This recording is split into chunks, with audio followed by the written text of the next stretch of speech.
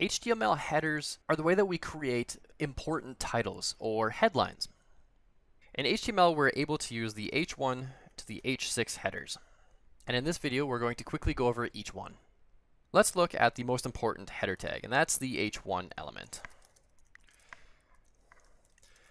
This is the largest header available. So when I open this page, this is what we see. This is the largest header available. Now let's look at the difference between H1 and an H2. This one's going to say I'm a secondary header. So you notice there's quite the difference.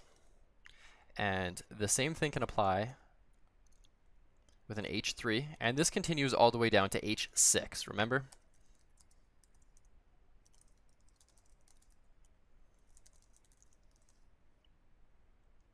So here we have H1, H2, H3. We skipped 4 and 5, and an H6. So you can see the H6 is quite small.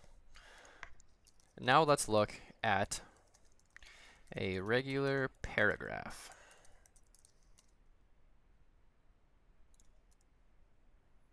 So you can see that the H6 header is actually smaller than the regular paragraph text. And that's quite normal for most browsers to display it that way. Now headers are very important because they specify certain pieces of content on your page. Your H1 is probably the most important to a search engine. A search engine is going to find that H1 and it's going to look at it and read it, analyze it, figure out what it's about, and realize that, hey, yes, this is about the content that's on this page, and it is very relevant. We're going to use this information.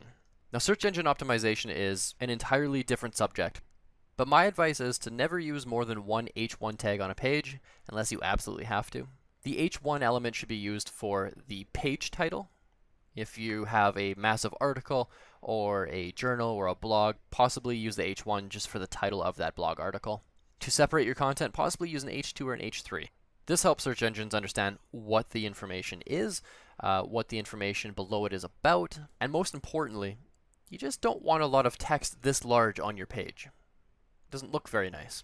So your task for this video is to create a page and create H1, H2, H3, H4, H5, and H6 elements. Put them on a page, and then open that page up in your browser, and you will see something along the lines of this. Now I skipped over H4 and H5. You will have those so you can see the differences.